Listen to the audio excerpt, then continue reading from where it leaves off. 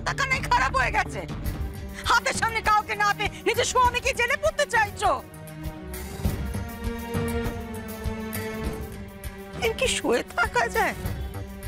দেখছিস নিশিত, বউকে মাথায় তুললে কি হয় দেখছিস? সত্যি তো,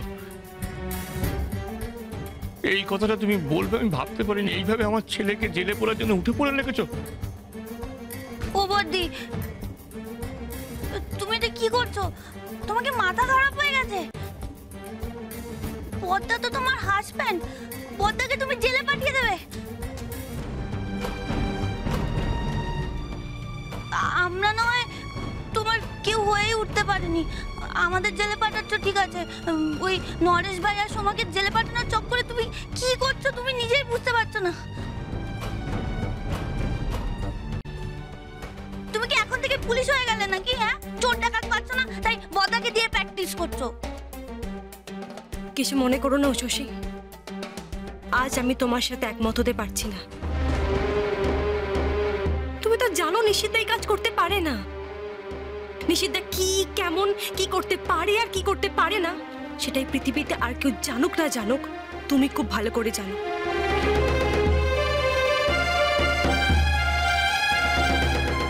তাহলে কেন এমন বলছো? আরে এটাই তো বড় বৌদি।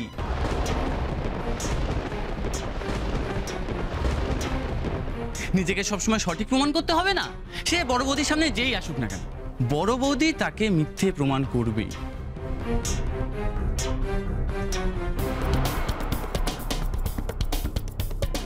এই ঘটনার পরেও যদি মায়ের আক্কেল হয় তাহলেই মঙ্গল। देखिए घोड़े कथा घोड़े थका ही भालो, बाहर जाने से बहुत बुरा हो जाएगा ना।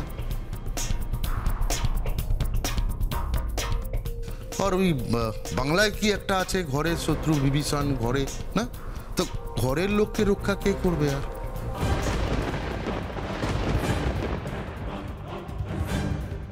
শুনলে বড় বৌমা, সবাই কি বলছে শুনছো?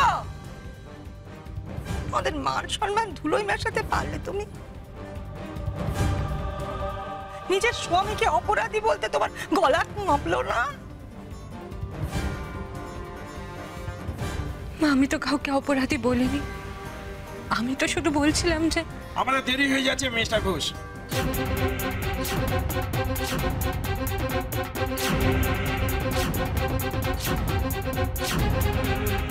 যা মুশাসি ভাবি তো সত্যি সত্যি নিজের বরকে জেলে পাঠিয়ে দিল গুরু।